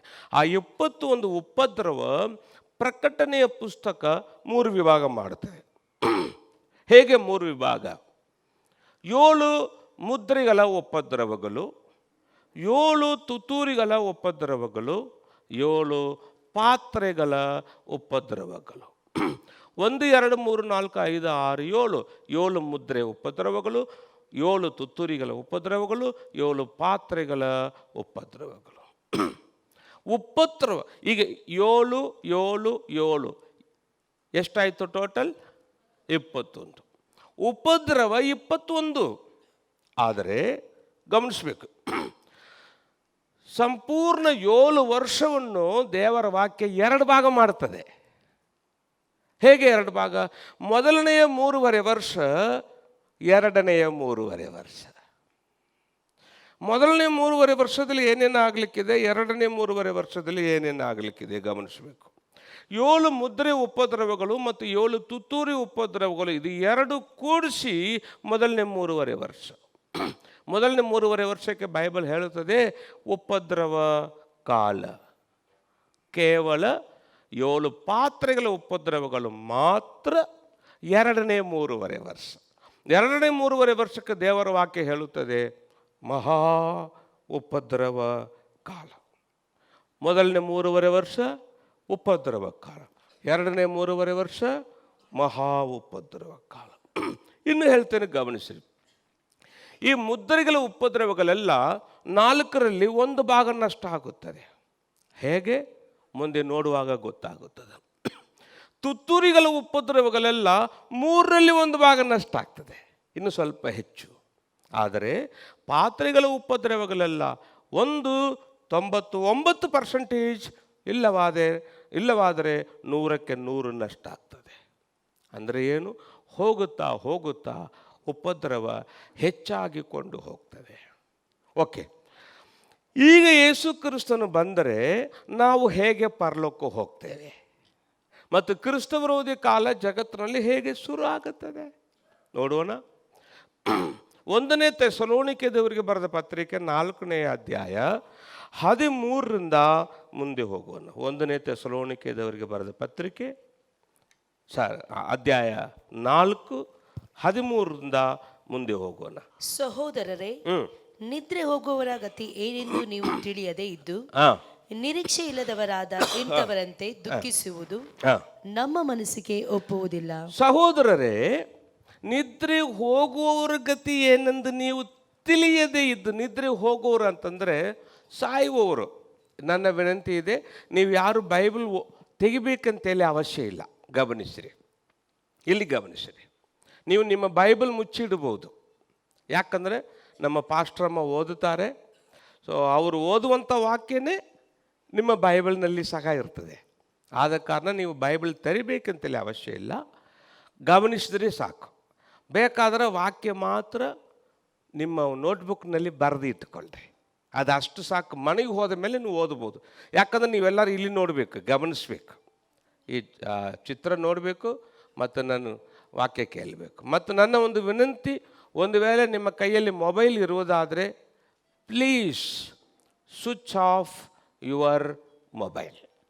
ಸಹೋದರರೇ, ನಿದ್ರೆ ಹೋಗುವವರ ಗತಿ ಏನೆಂದು ನೀವು ತಿಳಿಯದೇ ಇದ್ದು ನಿರೀಕ್ಷೆ ಇಲ್ಲದವರಾದ ಇತರರಂತೆ ನೀವು ದುಃಖಿಸುವುದು ನಮ್ಮ ಮನಸ್ಸಿಗೆ ಒಪ್ಪುವುದಿಲ್ಲ. ಅದೇನು ನಿದ್ರೆ ಹೋಗುವವರು ಅಂದರೆ ಸಾಯುವವರು.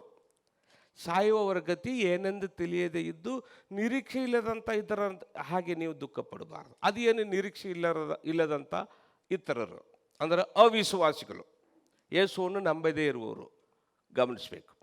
ಈಗ ಯೇಸುವನ್ನು ನಂಬದೇ ಇರುವವರ ಮನೆಯಲ್ಲಿ ಯಾರಾದರೂ ತೀರ್ಕೊಂಡ್ರೆ ಅವರು ಬಾಲ ಅಳ್ತಾರೆ, ಎದೆ ಬಡ್ಕೊಳ್ತಾರೆ, ಮಣ್ಣು ತಗೊಂಡು ತಲೆ ಮೇಲೆ ಹಾಕ್ಕೊಳ್ತಾರೆ, ಉರುಳುತ್ತಾರೆ, ಬಾಲ ಅಳ್ತಾರೆ.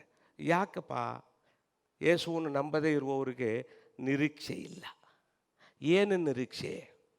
ನನ್ನ ಗಂಡ ಇರಲಿ, ಹೆಂಡತಿ ಇರಲಿ, ಮಕ್ಕಳಿರಲಿ, ತಾಯಿ ತಂದೆ ಇರಲಿ, ಇವತ್ತು ನನ್ನನ್ನು ಬಿಟ್ಟು ಹೋಗಿದ್ದಾರೆ, ಸತ್ತಿದ್ದಾರೆ.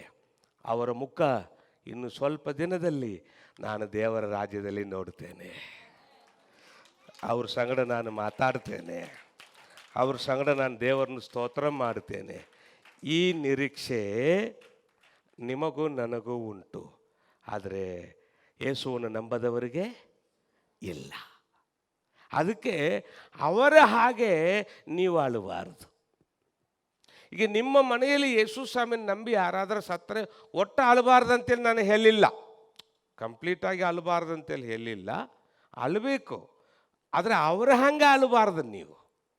ನೀವು ಅಳಬೇಕು. ನಿಮ್ಮ ಮನೇಲಿ ಯಾರಾದ್ರೂ ತೀರ್ಕೊಂಡ್ರೂ ಅಳಬೇಕು, ಯೇಸು ಸ್ವಾಮಿ ನಂಬಿ ಸತ್ತರೂ ಅಳಬೇಕು. ಆದರೆ ಹೆಂಗೆ ಅಳಬೇಕು? ಒಂದು ನಂಬಿಕೆಯಿಂದ ಅಳಬೇಕು. ಏನು ನಂಬಿಕೆ? ಈಗ ನನ್ನನ್ನು ಬಿಟ್ಟು ಹೋಗಿದಂಥ ನನ್ನ ಗಂಡ ಇರಲಿ, ಹೆಂಡತಿ ಇರಲಿ, ಮಕ್ಕಳಿರಲಿ, ತಾಯಿ ತಂದೆ ಇರಲಿ, ಅಣ್ಣ ತಮ್ಮ ಯಾರು ಬೇಕಾದಿರಲಿ, ಯೇಸು ಸ್ವಾಮಿ ನಂಬಿ ಸತ್ತರೆ ಇವರ ಮುಖ ಇನ್ನು ಸ್ವಲ್ಪ ದಿನದಲ್ಲಿಯೇ ನಾನು ದೇವರ ರಾಜ್ಯದಲ್ಲಿ ನೋಡ್ತೇನೆ, ಅವ್ರ ಸಂಗಡ ಮಾತಾಡ್ತೇನೆ, ಅವ್ರ ಸಂಗಡ ದೇವರನ್ನ ಆರಾಧನೆ ಮಾಡ್ತೇನೆ. ಈ ನಂಬಿಕೆಯಿಂದ ಅಳಬೇಕು. ಅದೇ ದೇವರ ವಾಕ್ಯ ಹೇಳುತ್ತದೆ. ಹಲ್ಲೆಲೂಯಾ. ಮುಂದೆ ಓದುವನ. ಯೇಸು ಸತ್ತು ಜೀವಿತನಾಗಿ ಎದ್ದನೆಂದು ನಾವು ನಂಬಿದ ಮೇಲೆ. ನಂಬ್ತಿರಲ್ಲ? ಯೇಸು ಸ್ವಾಮಿ ಸತ್ತು ಜೀವಿತನಾಗಿ ಎದ್ದನಂತೇಳಿ ನಂಬ್ತೀರಾ? ಮಕ್ಕಳೆಲ್ಲ ಹೇಳ್ರಿ, ನಂಬ್ತೀರಾ? ನೀವು ನಂಬಿದ ಮೇಲೆ ಅದರಂತೆಯೇ ಯೇಸುವಿನಲ್ಲಿದ್ದುಕೊಂಡು ನಿದ್ರೆ ಹೋಗುವವರನ್ನು ಸಹ ದೇವರು ಆತನೊಡನೆ ಕರೆದುಕೊಂಡು ಬರುವನೆಂದು ನಂಬಬೇಕಲ್ಲವೇ? ನೀವು ಯೇಸು ಸ್ವಾಮಿ ಸತ್ಯ ಎದ್ದು ಬಂದನಂತೇಳಿ ನಂಬಿದರೆ, ಹಾಗೆಯೇ ಯೇಸುವನ್ನು ನಂಬಿ ಸಾಯುವವರನ್ನು ಸಹ ದೇವರು ತಿರುಗಿ ಎಬ್ಬಿಸ್ತಾನಂತೇಳಿ ನಾವು ನಂಬಬೇಕು. ಹೇಗೆ ನಂಬಬೇಕು? ಮುಂದೆ ಓದೋಣ. ನಾವು ಕರ್ತನ ಮಾತಿನ ಆಧಾರದಿಂದ ನಿಮಗೆ ಹೇಳುವುದು ಏನೆಂದರೆ, ಕರ್ತನು ಪ್ರತ್ಯಕ್ಷನಾಗುವವರೆಗೂ, ಇಲ್ಲಿ ನೋಡ್ರಿ, ಕರ್ತನು ಪ್ರತ್ಯಕ್ಷನಾಗುವವರೆಗೂ ಜೀವದಿಂದುಳಿದಿರುವ ನಾವು ಜೀವದಿಂದ ಉಳಿದಿರುವ ನಾವು ಅಂದ್ರೆ ಯಾರು? ರೋಡ್ ಮೇಲೆ ಹೋಗೋರು ಬರೋರಲ್ಲ, ವಿಶ್ವಾಸಿಗಳು. ನಾವು ಅಂದ್ರೆ ವಿಶ್ವಾಸಿಗಳು. ಯೇಸು ಸ್ವಾಮಿ ಬರುವ ತನಕ ಜೀವದಿಂದ ಉಳಿದಿರುವ ನಾವು ವಿಶ್ವಾಸಿಗಳು ನಿದ್ರೆ ಹೋದವರಿಗಿಂತ ಮುಂದಾಗುವುದೇ ಇಲ್ಲ. ಯೇಸು ಸ್ವಾಮಿ ನಂಬಿ ಸತ್ತವರಿಗಿಂತ ನಾವು ಮುಂದೆ ಹೋಗುವುದಿಲ್ಲ. ಅಂದ್ರೆ ಏನು? ಈಗ ಯೇಸು ಸ್ವಾಮಿ ಬರುವಾಗ ಯೇಸುವನ್ನು ನಂಬಿ ಸತ್ತವರು ಮೊದಲು ಹೇಳುತ್ತಾರೆ, ಆಮೇಲೆ ನಮ್ಮ ಶರೀರ ಬದಲಾಗ್ತದೆ. ಈ ಎರಡು ಗ್ರೂಪು ಒಂದಾಗಿ ಕೂಡಿ ಯೇಸು ಸ್ವಾಮಿ ಸಂಗಡ ಪರಲೋಕ ಹೋಗ್ತಾರೆ. ಹೇಗೆ? ಮುಂದೆ ಓದೋಣ ಪಾಸ್ಟರ್. ಕರ್ತನು ತಾನೇ ಆಜ್ಞಾಘೋಷದೊಡನೆಯೂ ಪ್ರಧಾನ ದೂತನ ಶಬ್ದದೊಡನೆಯೂ ದೇವರ ತುತ್ತೂರಿ ಧ್ವನಿಯೊಡನೆಯೂ ಆಕಾಶದಿಂದ ಇಳಿದು ಬರುವನು. ಆಗ ಕ್ರಿಸ್ತನಲ್ಲಿರುವ ಸತ್ತವರು ಮೊದಲು ಎದ್ದು ಬರುವರು. Hallelujah, hallelujah. ಆಗ ಕ್ರಿಸ್ತನಲ್ಲಿ ಇರುವ ಸತ್ತವರು, ಎಲ್ಲ ಸತ್ತವರು ಹೇಳುವುದಿಲ್ಲ. ಈಗ ಯೇಸು ಸ್ವಾಮಿ ಬರುವಾಗ ಎಲ್ಲ ಸತ್ತವರು ಹೇಳುವುದಿಲ್ಲ, ಎಲ್ಲ ಜೀವಿಸುವಂಥ ಜನರ ಶರೀರ ಬದಲಾಗುವುದಿಲ್ಲ. ಕ್ರಿಸ್ತನನ್ನು ನಂಬಿ ಸತ್ತವರು ಹೇಳುತ್ತಾರೆ, ಕ್ರಿಸ್ತನನ್ನು ನಂಬಿ ಜೀವಿಸುವ ನಮ್ಮ ಶರೀರ ಬದಲಾಗ್ತದೆ. ಬಾಕಿ ಜನರೆಲ್ಲ ಇಲ್ಲಿ ಇರ್ತಾರೆ. ಈಗ ಯೇಸು ಕ್ರಿಸ್ತನು ಬರುವಾಗ ಕ್ರಿಸ್ತನನ್ನು ನಂಬಿ ಸತ್ತವರು ಮೊದಲು ಹೇಳುತ್ತಾರೆ, ಆಮೇಲೆ ಅಂದ್ರೆ ನೆಕ್ಸ್ಟ್ ಸೆಕೆಂಡ್ ಆಮೇಲೆ ಜೀವದಿಂದ ಉಳಿದಿರುವ ನಾವು ಅಂದ್ರೆ ವಿಶ್ವಾಸಿಗಳು, ನಮ್ಮ ಶರೀರ ಬದಲಾಗ್ತದೆ. ಈಗ ಯೇಸು ಕ್ರಿಸ್ತನು ಬರುವಾಗ ಯೇಸುವನ್ನು ನಂಬಿ ಸತ್ತವರು ಮೊದಲೆದ್ದು ಬರ್ತಾರೆ. ನೆಕ್ಸ್ಟ್ ಸೆಕೆಂಡ್ ಜೀವದಿಂದ ಉಳಿದಿರುವಂಥ ವಿಶ್ವಾಸಿಗಳಾದ ನಮ್ಮ ಶರೀರ ಬದಲಾಗ್ತದೆ. ಬದಲಾಗಿ ಅಂತರಿಕ್ಷದಲ್ಲಿ ಕರ್ತನನ್ನು ಎದುರುಗೊಳ್ಳುವುದಕ್ಕಾಗಿ ಆ, ಅವರ ಸಂಗಡಲೆ ಅಂದ್ರೆ ಎದ್ದು ಬಂದ್ರಲ್ಲ ಅವರ ಸಂಗಡಲೆ ನಾವು ಕೂಡಿಕೊಂಡು ಮೇಘವಾಹನರಾಗಿ ಪಕ್ಕನೆ ಒಯ್ಯಲ್ಪಡುವವು. ಹೀಗಾಗಿ ನಾವು ಸದಾ ಕಾಲವು ಕರ್ತನ ಜೊತೆಯಲ್ಲಿರುವೆವು. ನಾವು ಸದಾ ಕಾಲವು ಕರ್ತನ ಜೊತೆಯಲ್ಲಿ ಇರುವೆವು. Hallelujah, hallelujah. ಈಗ ಯೇಸು ಸ್ವಾಮಿ ಬರ್ತಾನೆ. ಈಗ ಯೇಸು ಸ್ವಾಮಿ ಬರುವಾಗ ಯೇಸುವನ್ನು ನಂಬಿ ಸತ್ತವರು ಮೊದಲು ಎದ್ದು ಬರ್ತಾರೆ. ನೆಕ್ಸ್ಟ್ ಸೆಕೆಂಡ್ ನಿಮ್ಮ ನನ್ನ ಶರೀರ ಬದಲಾಗ್ತದೆ. ಎರಡು ಗ್ರೂಪ್ ಒಂದಾಗಿ ಕೂಡಿ ಪಕ್ಕನೆ ನಾವು ಯೇಸು ಸ್ವಾಮಿ ಸಂಗಡ ಒಯ್ಯಲ್ಪಡ್ತೇವೆ. ಹೀಗಾಗಿ ನಾವು ಸದಾ ಕಾಲ ಎಲ್ಲಿರ್ತೇವೆ? ಎಲ್ಲರೂ ಹೇಳಿ, ಗಮನಿಸ್ಬೇಕು. ಸದಾ ಕಾಲ ಪರಲೋಕದಲ್ಲಿ ಇರ್ತೇವೆ ಅಂತ ಹೇಳಿ ಬರೋದಿಲ್ಲ. ಯಾಕಂದ್ರೆ ನಾವು ಸದಾ ಕಾಲ ಪರಲೋಕದಲ್ಲಿ ಇರುವುದಿಲ್ಲ, ಬೇರೆ 7 ವರ್ಷ ಇರ್ತೇವೆ. ನಾವು ಪರಲೋಕದಲ್ಲಿ 7 ವರ್ಷ ಇರುವಾಗ ಈ ಭೂಮಿ ಮೇಲೆ ಕ್ರಿಸ್ತ ವಿರೋಧಿ ಕಾಲ ಮುಗಿಯುವಾಗ ನಾವು ಯೇಸು ಸ್ವಾಮಿ ಸಂಗಡ ತಿರುಗಿ ಏನು ಮಾಡ್ತೇವೆ? ಪರಲೋಕದಿಂದ ಬರ್ತೇವೆ ಈ ಭೂಮಿಗೆ. ಎದಕ್ಕೆ? 1,000 ವರ್ಷ. ಒಂದು ಸಾರಿ ಯೇಸು ಸ್ವಾಮಿ ಸಂಗಡ ಪರಲೋಕದಿಂದ ನಾವು ಇಳಿದರೆ ಮತ್ತು ನಮ್ಮನ್ನು ದೇವರು ಪರಲೋಕಕ್ಕೆ ಕರ್ಕೊಂಡು ಹೋಗೋದಿಲ್ಲ. ಇಲ್ಲಿಯೇ ಹೊಸ ಆಕಾಶ, ಹೊಸ ಭೂಮಿ, ಹೊಸ ಯೆರೂಸಲೇಮ್ ಮಾಡಿ ಇಲ್ಲೇ ಇಟ್ಟು ಬಿಡ್ತಾನೆ. ಯಾಕೆ ಕರಿ ಪಾಸ್ಟರ್? ಆಮೇಲೆ ಹೇಳ್ತಾನೆ. ಅದಕ್ಕೆ ಇಲ್ಲಿ ಬರೆದಿದೆ, ನಾವು ಸದಾ ಕಾಲ ಕರ್ತನ ಜೊತೆಯಲ್ಲಿ ಇರ್ತೇವೆ. 7 ವರ್ಷ ಪರಲೋಕದಲ್ಲಿ ಕರ್ತನ ಜೊತೆಯಲ್ಲಿ ಇರ್ತೇವೆ. ಅಲ್ಲಿಂದ ಬರುವಾಗ ಕರ್ತನ ಜೊತೆಯಲ್ಲಿಯೇ ಇಳಿತೇವೆ. 1,000 ವರ್ಷ ಇದೇ ಭೂಮಿಯಲ್ಲಿ ಕರ್ತನ ಸಂಗಡನ ರಾಜ್ಯ ಮಾಡ್ತೇವೆ. ಹೊಸ ಆಕಾಶ, ಹೊಸ ಭೂಮಿ, ಹೊಸ ಯೆರೂಸಲೇಮ್ ಕರ್ತನ ಜೊತೆಯಲ್ಲಿ ಇರ್ತೇವೆ. ಆದರೆ ನಾವು ಸದಾ ಪರಲೋಕದಲ್ಲಿ ಇರೋದಿಲ್ಲ. ಒಂದು ಅಕ್ಷರ ಬೈಬಲ್ನಲ್ಲಿ ಎಷ್ಟು ಕ್ಲಿಯರ್ ಇದೆ ನೋಡ್ರಿ. ಈಗ ನೀವು ನನಗೆ ಹೇಳಬೇಕು, ಈಗ ಯೇಸು ಕ್ರಿಸ್ತನು ಬಂದರೆ ಮೊದಲು ಯಾರು ಎದ್ದು ಬರ್ತಾರೆ?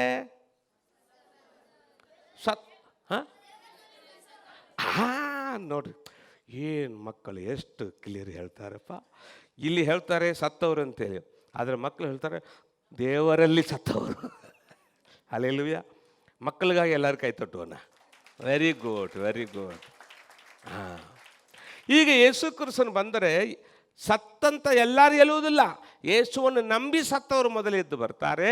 ಆಮೇಲೆ ಯೇಸುವನ್ನು ನಂಬಿ ಜೀವಿಸುವಂಥ ನಮ್ಮ ಶರೀರ ಬದಲಾಗ್ತದೆ. ಇಬ್ಬರು ಒಂದಾಗಿ ಕೂಡಿ ಯೇಸು ಸ್ವಾಮಿ ಸಂಗಡ ಪರಲೋಕಕ್ಕೆ ಹೋಗ್ತಾರೆ. ತಿರುಗಿ ನೀವು ನನಗೆ ಹೇಳಬೇಕು, ಈಗ ಯೇಸು ಕ್ರಿಸ್ತನು ಬಂದರೆ ಮೊದಲು ಯಾರು ಎದ್ದು ಬರ್ತಾರೆ? ಯೇಸುವನ್ನು ನಂಬಿ ಸತ್ತವರು. ಮಕ್ಕಳು ಉತ್ತರ ಕೊಡುವ ಹಾಗೆ ದೊಡ್ಡವರು ಉತ್ತರ ಕೊಡಬೇಕು. ಅದಕ್ಕೆ ಯೇಸು ಸ್ವಾಮಿ ಹೇಳಿದ, ಮಕ್ಕಳ ಬಾಯಿಂದ ದೇವರ ಸ್ತುತಿ ಬರ್ತದೆ ಅಂತೇಳಿ. ಯಾಕಪ್ಪ? ಅವರು ಕಪಟವಿಲ್ಲದವರು, ಬಾಯಿಂದ ಸಂತೋಷವಾಗಿ ಹೇಳ್ತಾರೆ. ಆದರೆ ನಾವು ಎಷ್ಟು ಹೇಳಿ ಹಲ್ಲು ಕಚ್ಕೊಳ್ತೇವೆ, ಬರುವುದಿಲ್ಲ. ಅದು ಏನಾರು ಜಗಳ ಮಾಡಲಿಕ್ಕೆ ಹೇಳ್ರಿ, ಬರ್ತದೆ ನೋಡಬೇಕು. ಹಲ್ಲೆಲೂಯಾ. ಎಲ್ಲರ ಬಾಯಿಂದ ದೇವರ ವಾಕ್ಯ ಬರಬೇಕು. ಆಮೇಲೆ ಎಲ್ಲರೂ ಹೇಳಬೇಕು. ಎಲ್ಲರೂ ನನಗೆ ಉತ್ತರ ಕೊಡಿ, ಯಾರೂ ಸುಮ್ಮನೆ ಇರಬಾರ್ದು. ದೇವರ ವಾಕ್ಯ ನಮ್ಮ ಬಾಯಿಂದ ಬರಲಿ. ಆಮೇಲೆ ಸೊ ಯೇಸು ಕ್ರಿಸ್ತನು ಬರುವಾಗ ಮೊದಲು ಯಾರು ಎದ್ದು ಬರ್ತಾರೆ? ಯೇಸುವನ್ನು ನಂಬಿ ಸತ್ತವರು ಮೊದಲು ಎದ್ದು ಬರ್ತಾರೆ. ಯೇಸುವನ್ನು ನಂಬಿ ಸತ್ತವರು ಎಲ್ಲಿಂದ ಎದ್ದು ಬರ್ತಾರೆ? ಸಮಾಧಿಯಿಂದ ಎದ್ದು ಬರ್ತಾರೆ. ಹೌದಲ್ಲ? ಗಮನಿಸಬೇಕು. ಯೇಸುವನ್ನು ನಂಬಿ ಸಾಯುವವರು ಸಮಾಧಿಯಿಂದ ಏಳುವುದು ಇಲ್ಲ. ಕ್ರೈಸ್ತರೇ, ಈ ಭೂಮಿಯಲ್ಲಿ ಇರುವಂಥ ಎಲ್ಲ ಕ್ರೈಸ್ತರೇ, ಎಲ್ಲ ವಿಶ್ವಾಸಿಗಳೇ ಚೆನ್ನಾಗಿ ಗಮನಿಸಿರಿ. ಸತ್ತು ಹೋದವರ ಸಮಾಧಿಗೆ ಏನು ಮಾಡಬಾರದು. ನಿಮ್ಮ ಮನೆಯಲ್ಲಿ ಸತ್ತವರನ್ನು ಮಣ್ಣು ಮಾಡಿದ್ರಲ್ಲ, ಸಮಾಧಿಯಲ್ಲಿ ಇಟ್ಟಿರಲ್ಲ, ಆ ಸಮಾಧಿಯ ಮೇಲೆ ಬರೆದಿಡಬೇಕು. ಏನು ಬರಿಬೇಕು? ಅವರು ಅಲ್ಲಿ ಇಲ್ಲ. ಸತ್ತು ಹೋದವರ ಸಮಾಧಿಗೆ ವರ್ಷಕ್ಕೆ 1 ಸಾರಿ ಹೋಗೋದು, ಅಲ್ಲಿ ಹೂವು ಹಾಕೋದು, ಅಲ್ಲಿ ಮೆನ್ವತಿ ಹಚ್ಚೋದು, ಸಮಾಧಿಗೆ ಪೇಂಟ್ ಹೊಡೆಯುವುದು, ಅಲ್ಲಿ ಹೋಗಿ ನಿಂತು ಪ್ರಾರ್ಥನೆ ಮಾಡುವುದು, ಏನು ಮಾಡಬಾರ್ದು. ನೀವು ಸತ್ತು ಹೋದವ್ರಿಗಾಗಿ ಪ್ರಾರ್ಥನೆ ಸಹ ಮಾಡಬಾರ್ದು. ಬೈಬಲ್ನಲ್ಲಿ ಇಲ್ಲ. ಸತ್ತು ಹೋದವ್ರಿಗಾಗಿ ಪ್ರಾರ್ಥನೆ ಬೈಬಲ್ನಲ್ಲಿ ಇಲ್ಲ. ಭೂಮಿ ಮೇಲೆ ಇರುವಂಥ ಎಲ್ಲ ಪಾಸ್ಟರ್ಗಳೇ ಗಮನಿಸಿರಿ, ಸತ್ತು ಹೋದವ್ರಿಗಾಗಿ ಪ್ರಾರ್ಥನೆ ಬೈಬಲ್ನಲ್ಲಿ ಇಲ್ಲ. ಹೇಗೆ? ಮುಂದೆ ಹೋಗ್ತಾ ಹೋಗ್ತಾ ನಾನು ನಿಮಗೆ ಕ್ಲಿಯರ್ ಮಾಡ್ತೇನೆ. ಸತ್ತು ಹೋದವರ ಮನೆಯಲ್ಲಿ ಉಳಿದಿರುವಂಥ ಜೀವಂತವಾಗಿರುವಂಥ ಜನರ ಆಶೀರ್ವಾದಕ್ಕಾಗಿ, ಸಮಾಧಾನಕ್ಕಾಗಿ ನಾವು ಪ್ರಾರ್ಥನೆ ಮಾಡಬಹುದು. ಆದರೆ ಸತ್ತು ಹೋದವರಿಗಾಗಿ ಪ್ರಾರ್ಥನೆ ಇಲ್ಲ. ಜೀವಂತರಾಗಿ ಇರುವ ತನಕ ಯೇಸು ಸ್ವಾಮಿ ಬಗ್ಗೆ ಹೇಳಬಹುದು, ಆದರೆ ಸತ್ತ ಮೇಲೆ ಅವರಿಗಾಗಿ ಪ್ರಾರ್ಥನೆ ಬೈಬಲ್ನಲ್ಲಿ ಇಲ್ಲ. ಇಲ್ಲ, ಸತ್ತು ಹೋದವ್ರಿಗಾಗಿ ಏನೂ ಮಾಡಬಾರ್ದು. ನೀವು ಸತ್ತು ಹೋದವ್ರಿಗಾಗಿ ಏನಾದರೂ ಮಾಡಿಕೊಂಡು ಕುಂತರೆ ಸತ್ತು ಹೋದವರಿಗೆ ಏನು ಉಪಯೋಗ ಇಲ್ಲ. ಅದರ ಉಪಯೋಗ ತಗೊಳ್ಳುವವನು ಯಾರು ಗೊತ್ತಾ? ಸೈತಾನ. ಸತ್ತು ಹೋದವ್ರ ಹೆಸರು ತಗೊಂಡು ನಿಮ್ಮನ್ನು ಮೋಸ ಮಾಡ್ತಾನೆ. ಜಾಗ್ರತೆ. ಚೆನ್ನಾಗಿ ಗಮನಿಸ್ರಿ. ಆದಾಮ್ ಹವ್ವಲದಿಂದ, ಹಾಗಾದರೆ ಈಗ ನಿಮ್ಮ ಮನಸ್ಸಲ್ಲಿ ಒಂದು ಪ್ರಶ್ನೆ ಬರ್ತದೆ, ಏನು ಸತ್ತು ಹೋದವರು ಎಲ್ಲಿರ್ತಾರೆ? ಗಮನಿಸಬೇಕು. ಆದಾಮ್ ಹವ್ವಲದಿಂದ ಇವತ್ತು ತನಕ ಸತ್ತವರು ಯಾರು ಬೇಕಾದ್ರೆ ಇರಲಿ. ನಾನು ಬರೀ ಕ್ರೈಸ್ತರಿಗೆ ಅಷ್ಟೇ ಹೇಳಿಲ್ಲಪ್ಪ, ಗಮನಿಸಬೇಕು. ನಾನು ಕ್ರೈಸ್ತರಿಗೆ ಅಷ್ಟೇ ಹೇಳಿಲ್ಲ. ಕ್ರೈಸ್ತತ್ವ ಎಂಬುದು ಒಂದು ಮತ ಅಲ್ಲ. ಮೊದಲನೇದಾಗಿ ನಿಮಗೆ ಹೇಳ್ತೇನೆ, ಕ್ರೈಸ್ತತ್ವ ಈಗ ಎಷ್ಟೋ ಮತ ಹೇಳ್ತಾರೆ, ಈ ಮತ, ಆ ಮತ, ಆ ಮತ, ಆ ಮತ. ಹಾಗೆ ಕ್ರೈಸ್ತತ್ವ ಎಂಬುದು ಮತ ಅಲ್ಲ. ಯೇಸು ಸ್ವಾಮಿ ಕ್ರೈಸ್ತರದವನು ಅಲ್ಲ. ಈ ಜಗತ್ತಿನಲ್ಲಿ ಹುಟ್ಟಿದಂಥ ಎಲ್ಲ ಜನರಿಗೆ ಸ್ವಂತ ಯೇಸು ಸ್ವಾಮಿ. ಹಲ್ಲೆಲೂಯ. ನಾನು ಕ್ರೈಸ್ತರಿಗೆ ಮಾತ್ರ ಹೇಳಿಲ್ಲ, ಜಗತ್ತಿನಲ್ಲಿ ಹುಟ್ಟಿದಂಥ ಎಲ್ಲ ಜನರಿಗಾಗಿ ಈ ದೇವರ ವಾಕ್ಯ ಹೇಳ್ತಾ ಇದ್ದೇನೆ. ಚೆನ್ನಾಗಿ ಗಮನಿಸಬೇಕು.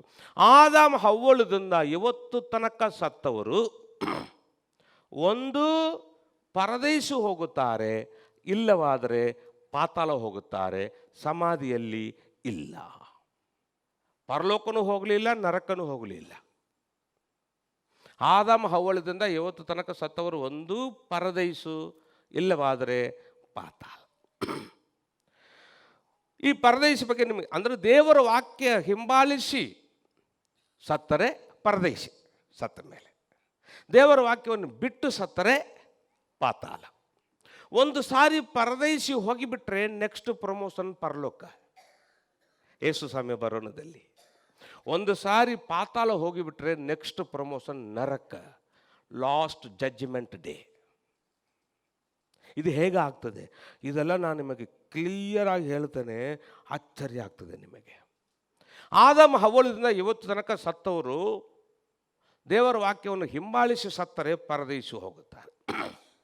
ಒಂದು ಸಾರಿ ಯೇಸು ಕ್ರಿಸ್ತನು ಶಿಲುಬೆಯಲ್ಲಿ ಇರುವಾಗ ಯೇಸು ಸ್ವಾಮಿಯ ಬಲಗಡ ಒಬ್ಬ ಕಲ್ಲ, ಎಡಗಡ ಒಬ್ಬ ಕಲ್ಲನಿಗೆ ಶಿಲುಬೆಯಲ್ಲಿ ಹೊಡೆದರು. ಒಂದು ಕಲ್ಲ ಯೇಸುವನ್ನು ನಿಂದಿಸಿದ, ಇನ್ನೊಂದು ಕಲ್ಲ ಯೇಸು ಕಡೆ ಪ್ರಾರ್ಥನೆ ಮಾಡಿದ. ಏನು ಪ್ರಾರ್ಥನೆ ಮಾಡಿದ? ಅವನಿಗೆ ಯೇಸು ಸ್ವಾಮಿ ಏನು ಉತ್ತರ ಕೊಟ್ಟ ನೋಡೋಣ. ಲೂಕ 23:42-43. ಲೂಕ 23:42-43. ಈಗ ಇನ್ನೊಂದು ಕಲ್ಲ ಯೇಸು ಸ್ವಾಮಿ ಕಡೆ ಏನು ಪ್ರಾರ್ಥನೆ ಮಾಡಿದ? ಯೇಸು ಸ್ವಾಮಿನ ಶಿಲುವೆ ಮೇಲೆ ಇದ್ದಾನೆ, ಆ ಕಲ್ಲನ ಶಿಲುವೆ ಮೇಲೆ ಇದ್ದಾನೆ. ಕಲ್ಲ ಏನು ಪ್ರಾರ್ಥನೆ ಮಾಡಿದ ಯೇಸು ಕಡೆ? ಯೇಸುವೇ, ನೀನು ನಿನ್ನ ರಾಜ್ಯವನ್ನು ಪಡೆಯುವನಾಗಿ ಬರುವಾಗ, ನನ್ನನ್ನು ನೆನೆಸಿಕೋ ಅಂದನು. ನನ್ನನ್ನು ನೆನೆಸಿಕೋ ಅಂತ ಹೇಳಿ ಆ ಕಲ್ಲ ಹೇಳಿದ. ಅದಕ್ಕೆ ಯೇಸು ಸ್ವಾಮಿನ ಶಿಲುವೆ ಮೇಲೆ ಇದ್ದಾನೆ. ಯೇಸು ಸ್ವಾಮಿ ಅವನಿಗೆ ಏನು ಹೇಳಿದ? ಈ ಹೊತ್ತೆ ನನ್ನ ಸಂಗಡ ಪರದೈಸಿನಲ್ಲಿರುವಿ ಎಂದು ನಿನಗೆ ಸತ್ಯವಾಗಿ ಹೇಳುತ್ತೇನೆ ಎಂದು ಉತ್ತರ ಕೊಟ್ಟನು. ಈ ಹೊತ್ತೇ ನನ್ನ ಸಂಗಡ ನೀನು ಎಲ್ಲಿರ್ತಿ? ಪರದೈಸಿನಲ್ಲಿ ಇರ್ತಿ. ಎಲ್ಲರೂ ಹೇಳ್ರಿ, ಯೇಸು ಸ್ವಾಮಿ ಎಲ್ಲಿರ್ತಿ ಅಂತ ಹೇಳಿದ? ಪರದೈಸು ಎಂಬಂಥ ಶಬ್ದ ಯೇಸು ಸ್ವಾಮಿ ಬಾಯಿಂದ ಬಂತ. ಅವತ್ತೇ ಯೇಸು ಸ್ವಾಮಿಯೂ ಸತ್ತ, ಆ ಕಲ್ಲನು ಸತ್ತ. ಯೇಸು ಸ್ವಾಮಿ ಹೇಳಿದ ಮಾತಿನ ಪ್ರಕಾರ ಅವರಿಬ್ಬರು ಎಲ್ಲಿ ಹೋಗಿರ್ಬೇಕು? ಪರದೇಶಿ. ಕರೆಕ್ಟಾ? ಆದರೆ ಮೂರನೇ ದಿವಸ ಯೇಸು ಸ್ವಾಮಿ ಅಲ್ಲಿಂದ ಎದ್ದು ಬಂದು ಎಲ್ಲಿ ಹೋಗಿಬಿಟ್ಟನು? ಪರಲೋಕ ಹೋಗಿಬಿಟ್ಟನು. ಆದರೆ ಪ್ರಾರ್ಥನೆ ಮಾಡಿದಂಥ ಕಲ್ಲ ಇವತ್ತು ಸಹ ಎಲ್ಲಿರ್ತಾನೆ? ಪರದೇಶಿನಲ್ಲಿ ಇರ್ತಾನೆ. ಈಗ ಯೇಸು ಸ್ವಾಮಿ ಬರ್ಲಿಕ್ಕಿರ್ತಾನೆ.